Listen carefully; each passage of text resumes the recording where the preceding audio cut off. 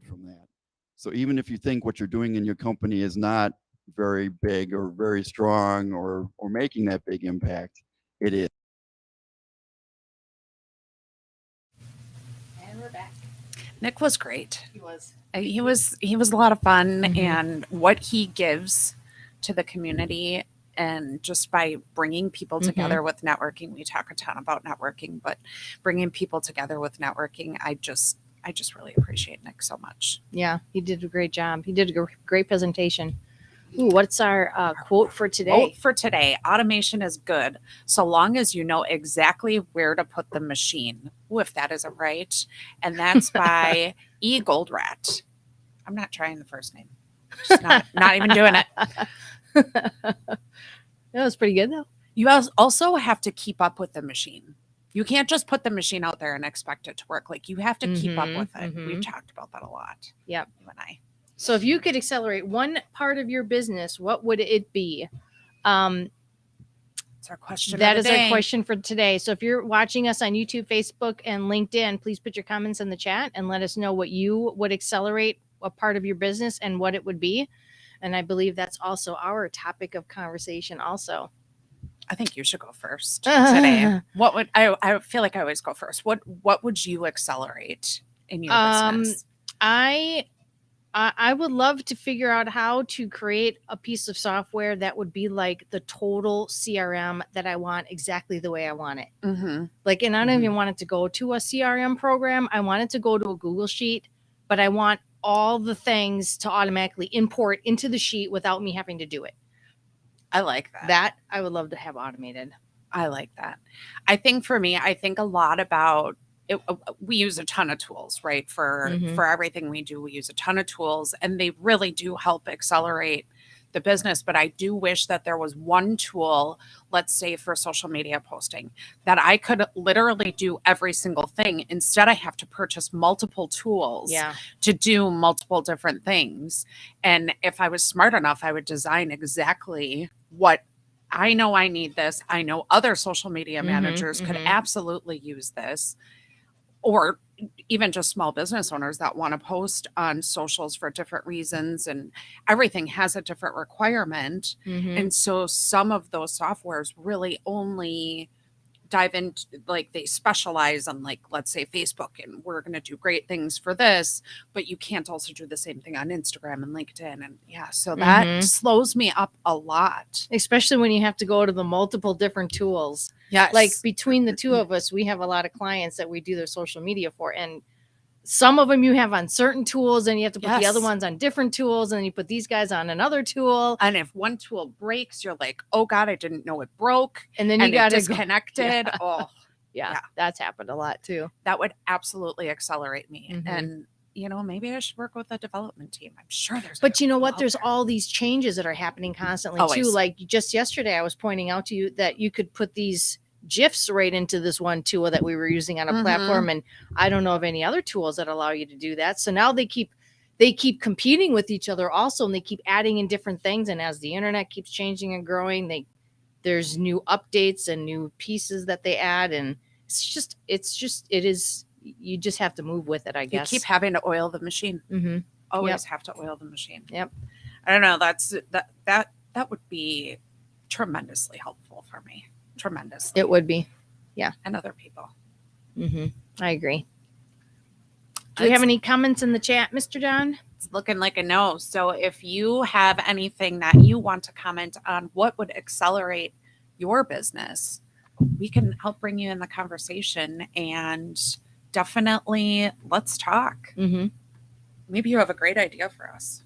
Hey, maybe you can help develop that CRM for Tracy and the social media tool for me. Who knows, right? Yeah. That would be great. So that's about all we've got as far as the acceleration is going. John, do we have? We've got nothing. Okay, come on up on. Got nothing. You guys are going to see the guest transition for the first time.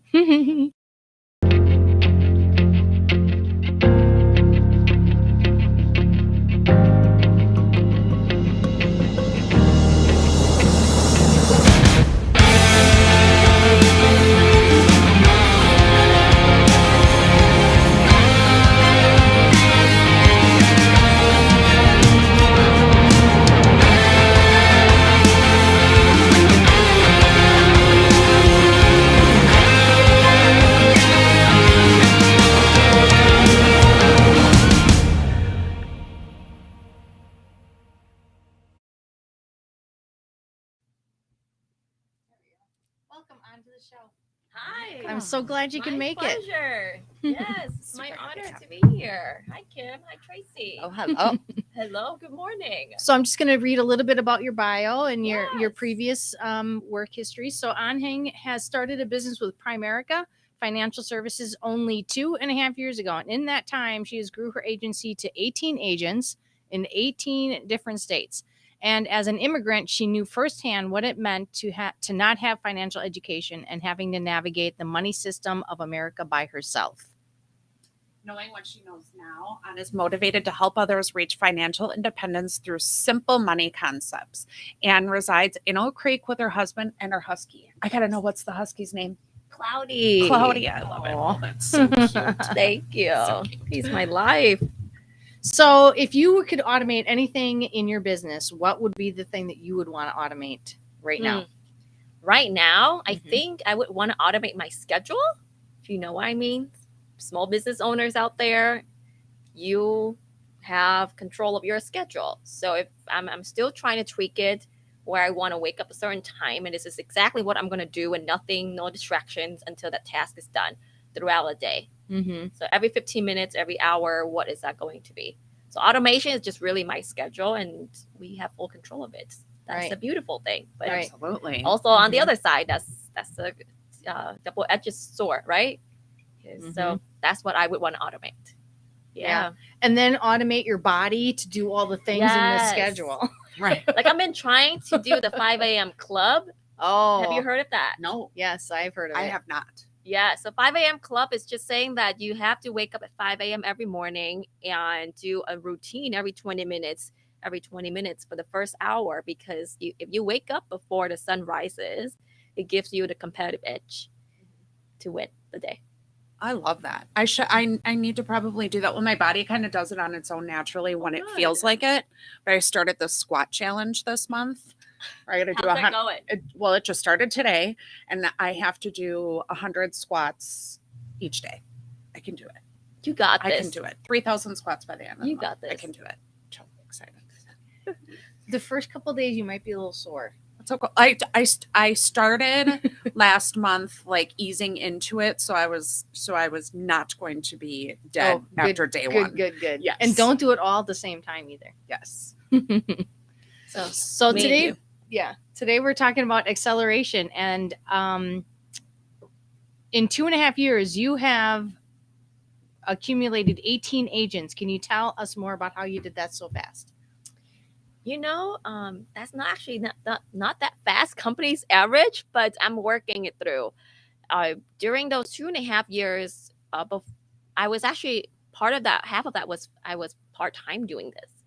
I was still at a job, working for big corporations, thinking that was it, right? This is where I'm going to be. And then the pandemic happened, where it sort of give you a different meaning to life, where they say if you have one income, then you're one day away from being broke. And that really came to life. And that's when I picked up this extra thing that I was like, this is just going to be my side hustle. But 3 months into it, I'm like, okay, I think I could do this for the rest of my life, because I could stand behind every single thing the company stands for. So acceleration for me, how I did it, it's really organic. If I believe it, it's easy to tell everyone else that this is right too. And if it's right, it's easy. So how I did, that's a good question. How did I do it? Most of it is just being genuine, caring about people, and talk to a lot of people. So I started branch out more. Before I was in this little thing, not really sharing a lot of what I do, how I am. But now I share more about me, about our journey, and people. Once they relate to that, it's easy for them. They're my families now. All my agents are my family. We don't. We go to parties together. We do things together. We plan things together. We talk through lives together. So I think that's how we were able to grow. It's just the system is easy. I just have to plug into it and be genuine to my people. So, well, and I think when you because I've met you through some networking events, and you can definitely feel the passion when you're speaking about it. So, and maybe that's why it's become, and that might not seem like a lot to you to grow 18 people, but Tracy and I don't have a staff of 18. You know what I'm saying? So maybe in the financial world, it might be a little bit different, but you should be proud of that. Thank you. I Absolutely. appreciate it. Yes, you absolutely should Very be proud of that. my team. Yes. Yeah. We grew through Zoom also. Zoom was so great for those 2 years. Was. I mean, Do you remember it made that? Things, yeah, I couldn't forget. That's when I started my business. Really? So, yes. Wow, that's awesome. Yes. So, Mhm. so you're proud of your team. How do you keep them motivated to, to keep going and stay with you? And that's kind of a problem in the world right now, getting people to stay, right? Yes, that's true. Also, our business, it's all commissions. So if they can't take a no, it's easy to fall back down, right? To keep them motivated for me is mostly coming from I only want to work with people who are motivated. I don't motivate them. So you ask, how do I keep them motivated? I don't motivate them. They find within their own strength of how much they want to be motivated. Like I have one agent. We asked her yesterday. She's in Georgia. Her name is Chloe, and she's doing this part-time also. So she works 6 days a week, a lot of hours already, and then she dedicates the evening, and on 1 day a week when she's off, she does the business. And we asked her, how much coaching do you want from level 1 to 10? She said 11. Oh, great. So how I keep people motivated, I will give my time to those that want it. In the beginning, I would treat them as if they all going to make it. Because I gotta believe they all want it within themselves to be significant, to be better for the community, to be better for themselves. And as I go through the process, you'll find your superstars. And then they will want you. So to keep them motivated, also the biggest part is as a leader, you gotta tell them how it's done, but also show them how it's done.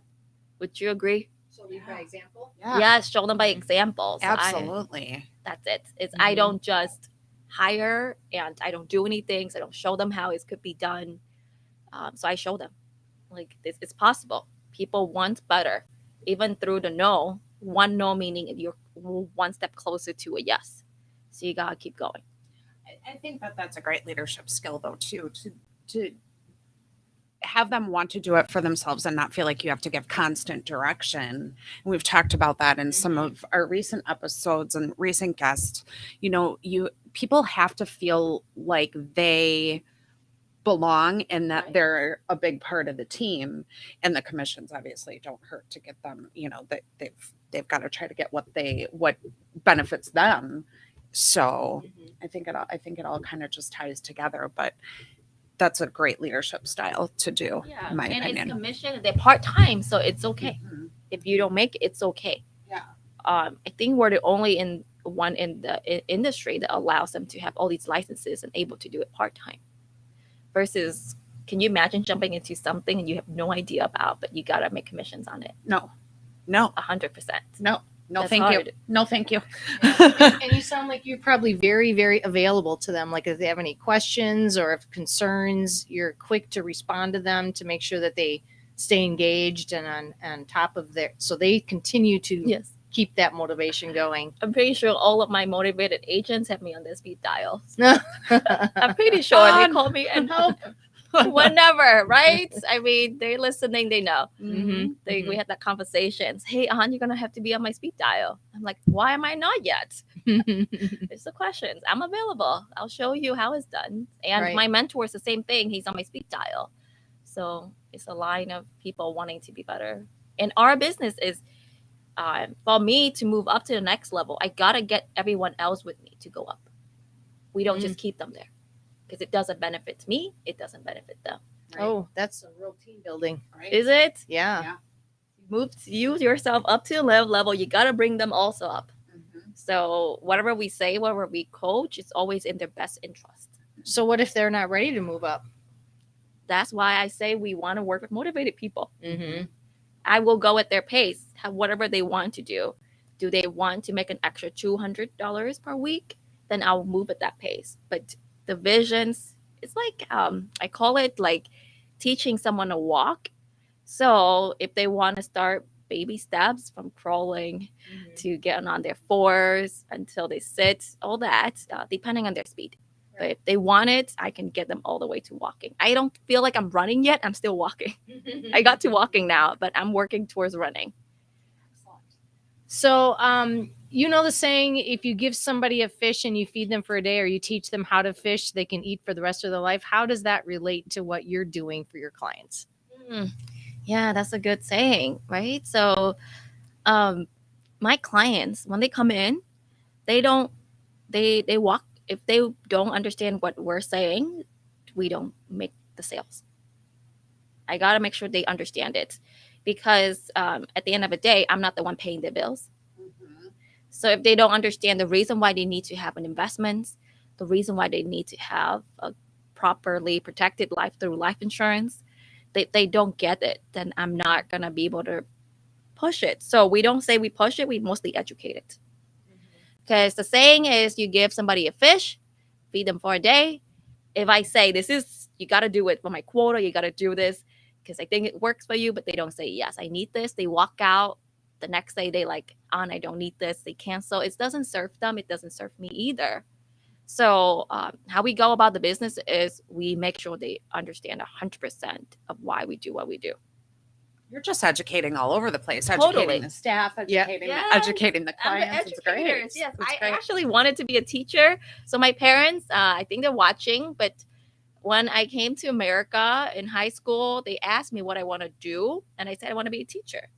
And then they said, we did not send you to America to be a teacher.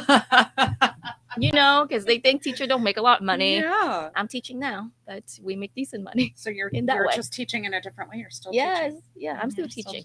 You're teaching about something that you're passionate about with financial independence for people to have that. Literacy. So we're doing a lot of events now. We're partnering with Journey House. We have an event coming up this Thursday where we're going to teach middle schoolers how to budget, how to start saving, so they have an understanding on money.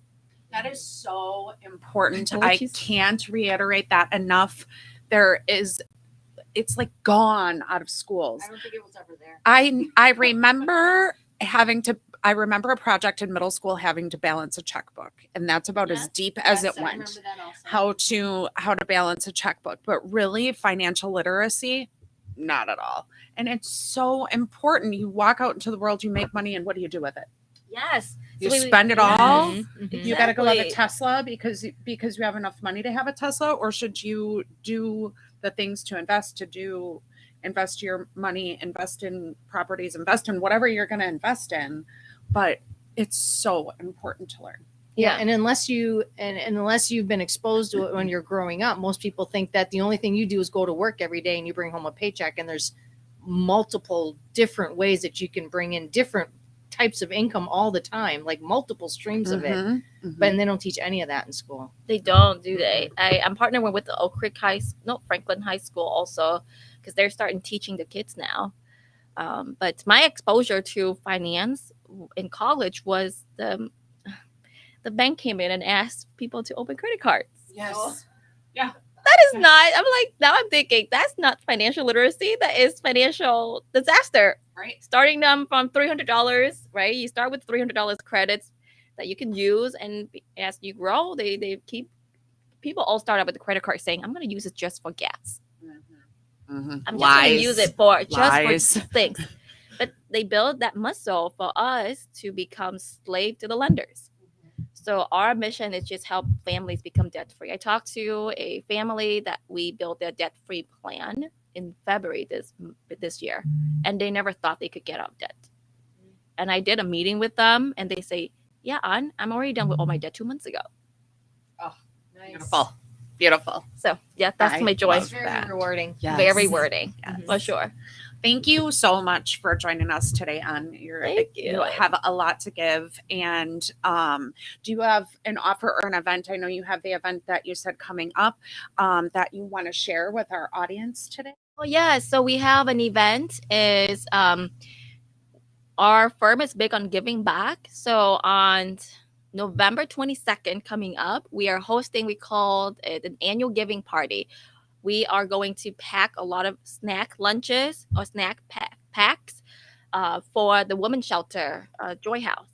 So if you are available that evening, that's a couple days before Thanksgiving, and you feel like you haven't done your due of giving, right? Let's do it. We have the event coming up. We're looking for donations, anything non-perishables, from pudding cups to crackers. Feel free to contact me, and we'll get it working.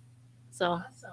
thank you so much. And anyone can get in contact with you. We have a link on our website, theknackshow.com/on hang. Mm-hmm. And they can connect with you and find out more about your event and more about whatever you've got to give. Yeah, sure. LinkedIn, I'm always on that too. Beautiful. So Great. Beautiful. I think the link goes right to LinkedIn also. It does. Oh, So, really? Mhm. Nice. Yes, All yeah, right. absolutely. Well, thank you so much, ladies, for Thanks. having Thanks me. for coming on Appreciate today. it. Yes, of course. Did you say your parents are watching? Yes, You they should be. say hi to them. Say hi. Cha bố, cha mẹ. Oh, I love You it. like that? I did. Yeah, I love but it. thank you. Well, have fun. Have a great day. This is a great topic, and I Mhm. hope the next guest can bring more fire as well. Okay. Studio A5 MKE Videos Content Creation Lab. Yesterday we talked about interacting with the audience in real time on the show event. But what we can also do is we can leverage other people's audiences. So when we have a guest on the show, we have ways that we can connect with them, leverage their audience so that they can broadcast the show right on their platforms also. In an event that we have coming up, we're going to be live broadcasting on 15 different social media channels, and we're thinking real strategically and intentionally on how we can focus in on who's going to be the highest leverage points, and then who can we use to support those leverage points so that we can kick up those algorithms and reach a wider audience.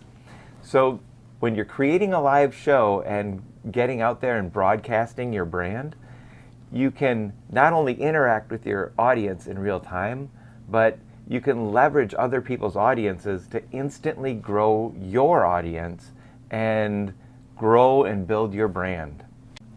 Tomorrow, we are going to talk about how we can take that hour and get the most out of it so you can create the most amount of content.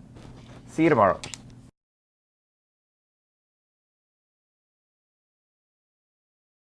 Welcome to the show.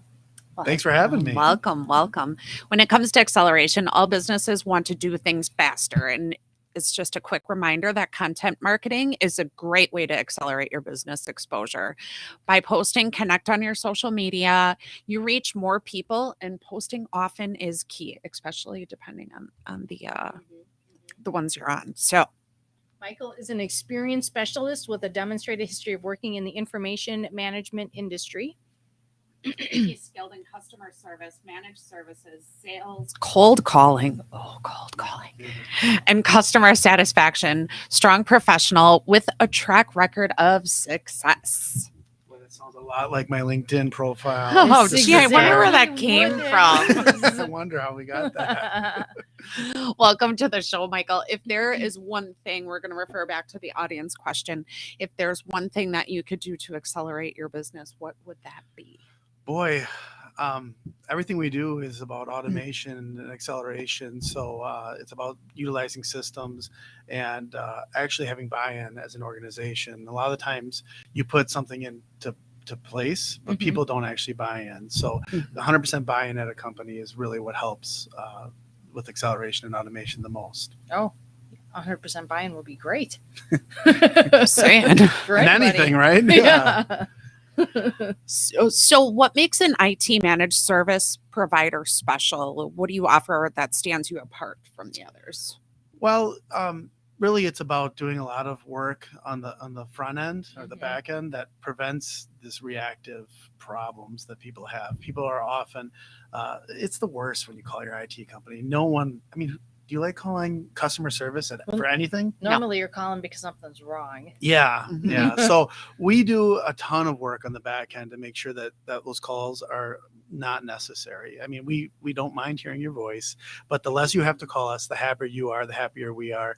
And that's really what sets us apart outside of the experience of dealing with our people and the quality of our people. But that's something you have to experience firsthand to understand better. And that takes a lot of effort on your part to constantly stay above or ahead of that, ahead of any foreseen changes and things that you think that might cause them to want to call you. Yeah, we started off in the early 90s as a reactive company that just came in and did a lot of projects, and you called us at your most dire hour, so now we've kind of transitioned into a company that has checklists and systems and programs that really make sure that you're not having to, that we're ahead of the game. So we put best procedures together and really mitigate the amounts of calls that you have to make. But we do get calls still because the world's not perfect. It's not fair. It's not perfect. I like to avoid the call happening before, like I like to be ahead of it. Yeah. Like, why isn't this? I didn't know it wasn't, like, you don't want to have to deal with the, I don't know why. Let me look into it. It's just, right. Yeah. I'm paying more for my internet than I probably have to, but I don't want to call in to get the bill down because I have to wait on hold for 20 minutes. And you don't have to experience that with us, but that drives behavior. Right. It's true. So as we speak about acceleration this month, why would a small business subscribe to digital automation? Well, really, it doesn't even have to be a small business. It could be any business. But when you have bottlenecks or you have redundant work that's being done by multiple different people, we can help, and anyone who automates can really help eliminate those bottlenecks and the stoppages in work. I've talked to companies that had a department of 5 or 6 people, and they're having to double type things. They're late on different processes, and it's costing them money and time. By automating, you can really eliminate the need to have that many people in the department. And in this environment of worker shortages, you need to utilize your workers the best you can. So if you're able to do anything digitally and automate any processes, you're able to reassign and reallocate those human assets to a better area. Focus on their strengths rather than just getting them through the day-to-day. Yeah. You're here 8 to 5. I'm going to get what I can out of you. Or you have someone having to do something that's outside of their job because it's necessary, because you guys run small businesses. You have to do a lot of different things and wear a lot of different hats. So if you can get some quote unquote robot to do it for you, you can get back to doing what you do best and utilizing your education and your knowledge. What are some examples of the types of automation that you guys do? Boy, we've automated so many different areas. It's really about, you were talking about like Facebook and all these different social media. So if there's a tool to do that, we're not going to recreate it. So we're looking for opportunities where there's no tool, and we're going to custom build something for you that can help you be as efficient as possible. It might be less expensive if you have some kind of just standard project. There might be software out there that you can just buy, but we're going to do the things that are weird. The weird abnormalities. Weird isn't bad. So do you do a bunch? You have a whole list of tools that you say, okay, well, you maybe should try this, and this, and if that doesn't work for them, then you create like a custom made. What we would do is we would come in. I meet with somebody, and they say, hey, we're having a hard time with shipping, or we're having a hard time. We've got 80 approvers in our AP department, and we're short paying, we're late on things, and I'll come in and I'll bring an engineer in. The engineer will look and say, this is a simple solution. This software someone else can help them with. It doesn't make sense for us to custom build it. But if it does make sense, then we'll scope out a project and then create a scenario that works for the customer. That sounds fabulous. Yeah, that's like a solution either way. Yeah. Yeah, you're gonna offer them something. Yeah.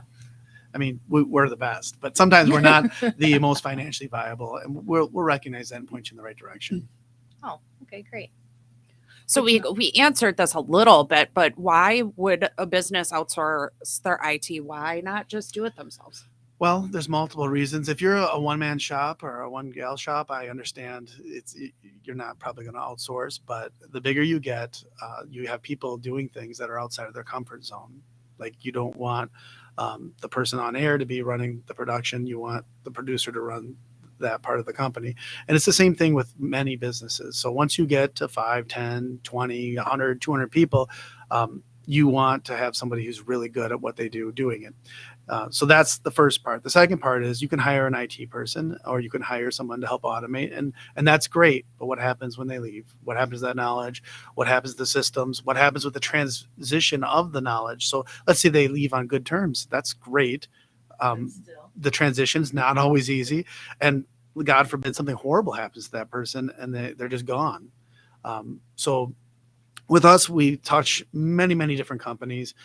We work with all kinds of different verticals, and we're able to take best practices back to you and apply them to you and to your system with your permission, of course. We're not going to force you or shoehorn something in, but that knowledge is transferable. And also, when you're in a job for a long time, it gets stale. You don't really get that experience from outside the company because you're only seeing what's in front of you. So yeah, I think that's a really good tip and a really good reminder that small businesses have to think about as they're growing, how people are going to come and go. And you can't just have all the stuff relied on a specific person, that it should be outsourced to a team, or it should be a process made. So you're not totally dependent on that specific person. Because boy, I've seen passwords leave with people and they like accounts are done. Yeah. They're done. And you got to start all over again. Yeah, you need to have processes in place for all that stuff too. And you need someone to manage that. And if you have an IT person, that's okay. There's nothing wrong with having someone in your company doing IT. Cross-train someone else.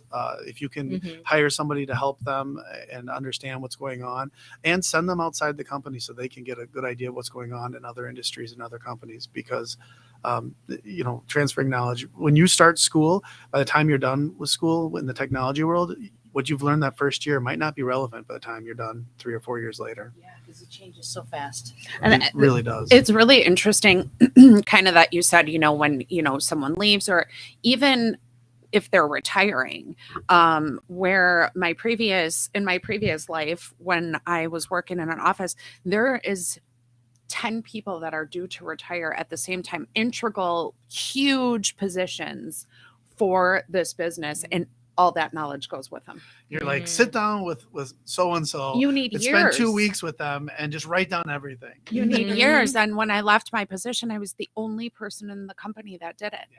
And I sat with my boss. So concerned about it I too. felt horrible. I sat with my boss for 2 weeks, and he tried to automate stuff, and he couldn't do it. And I mean, they figured it out. Every company is going to figure it out, but it doesn't mean it's not a struggle for them. You cared. I did. Most people don't, but I did. Just like, I'm out of here. I didn't want to leave on bad terms, and I was leaving for family and to start my own business, and still had communication with my manager if he needed it. They were a great team to work for, but there's a lesson to be learned for all companies: is don't just think things are going to be okay. Document, double check. The financial. We just talked about finances a little bit. That industry, you got to keep cross-referencing and double-checking to make sure things are on the up and up. And watch out for information hoarders too, because people feel like that's job security sometimes, but it can be trouble for the person who's hoarding the information, because it's only going to last so long. And then people are going to resent you. And Jon talks a lot about SOPs and writing SOPs. And it's really amazing to me. I've worked in corporate for a long, long time. How many places do not have SOPs written for anything? They just go through it. Yeah. So sometimes hiring that out is definitely not a bad option. Well, the worst case scenario, it's not a worst case scenario. When you outsource any department or any part of your company, you've got backup automatically. If we lose 1 or 2 people, it's not a deal breaker, because it's your not going to kill whole us. department that's overseeing. Your whole business. Yeah. Well, and it's our job to document what's going on and what you're doing, and then the transfer of information is smooth. So there's backup and redundancy, not just in the IT sense, but in the documentation of information. Good information. I think so too. Yeah. It just makes you think about your processes, no matter the size of your businesses. No matter the size, it's all important. It's all important. Like the first thing that you have to think about before you're going to think about automating anything is get all that stuff figured out first. And even like with Tracy and I, we work a lot together in a lot of different things. And there have been times in my life, I can't do something. She's right there to be able to do it for me, and vice versa. She's, I can't do this. Can you help me? And, you know, even though we're small business owners, we might not be able to hire the big things. Still having that backup is so important, because ultimately the client suffers. Yeah.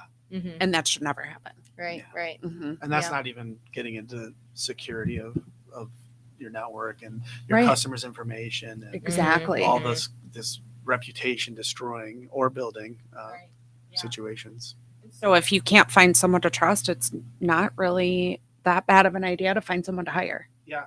Yeah. It definitely isn't. And we understand when you're really tiny that sometimes that's not something, but as soon as you can, it's an added expense at some point. Absolutely. But it's well worth your time and effort, and it'll help you utilize your technology and keep employees as well. Because I started a company once and I didn't have a computer for a week. So I just sat around and followed people.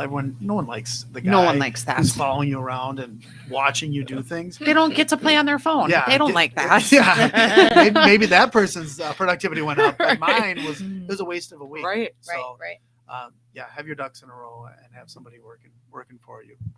Great.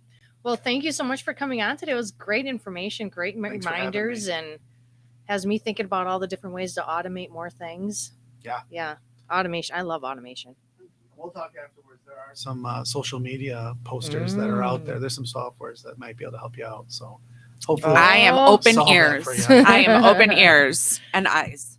Do you have any specials coming up or any offers for the audience today, or events or anything coming up you want to share? I'll be posting on our website. We have a monthly newsletter that goes out. We also do some webinars for the automation portion. And we have some open houses. We just moved our location. We're in Brookfield now. We moved out of the old office and into a really nice office by Mimosas, if anyone knows where that is, right down the street. Yeah, we're upstairs, so you can get a massage, get a breakfast, and then you can look at our office. So we'll be doing something soon. Wow. We haven't announced that yet. You live a life of luxury. Right. Just starting last week Monday, so it's been great to smell of all the senses from the spa, and then the bacon. Oils. You know, Essential oils and bacon. What a combo! They need the bacon oil. That's what that's every man's dream. Yeah, or check us out on ctaaccess.com. And my email, you can email me, and my information's right on the website. So thanks for having me. Yep. And we have a page for you also on the website with your LinkedIn account and all that Excellent. stuff to connect with you there too. So I appreciate it. Love to talk to anyone who has questions or just wants some information. Thank you so much for joining us today. Thank you. Great. Mhm. Absolutely great. Oh, we got a Mitch. Hi, everyone. We missed Mitch today. yes. We missed his hype today. That's okay. Hopefully we'll have him back next week sometimes. He says hi. Hey, he's He's probably having some FOMO. I know he's Yeah. probably having FOMO, but at least he's still watching us when he can't join us live, right? Yep. So once again, we talk about this every week. We have a weekly networking event at 10 a.m. on Fridays, 10 a.m. Central, I should say, the Knaak Show Mastermind. We set goals for the week. I was doing really good for my goal yesterday, and I got bombarded back, but it's going to happen. It's going to happen. So we set goals and we help each other be accountable for those goals, which is super important. And it's become a great group of people. Anyone is welcome to join us for that event. And you can find that on the knackshow.com, and that's under events, correct? Right. Or networking. I don't Networking events, I think. Networking events. It was such a great show today. Mhm. I had a ton of fun. I learned a lot. I'm all about acceleration. Let's move forward. We're at the end of the year. We've got to push forward, and what better ways to do it? So And thanks to all of our volunteers for helping out. Sandra, Mitch, everybody else. John behind the scenes over here doing all the techie stuff.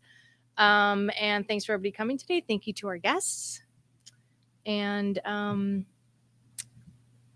that's all I got. Okay. Again, we want to thank everybody for joining us. If you're catching us on YouTube, LinkedIn, Facebook, please help. Oh, Mitch is having FOMO. I'm sorry, Mitch. Yes, see, I knew he was.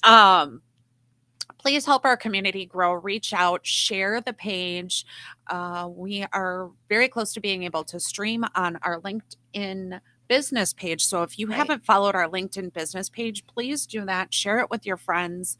Like, subscribe, do all those things. Thumbs up. Give us a shout out. We want to keep helping small businesses accelerate all throughout the month of November. So with that, we're done, and we will see you soon. Yep. I almost said it. Oh.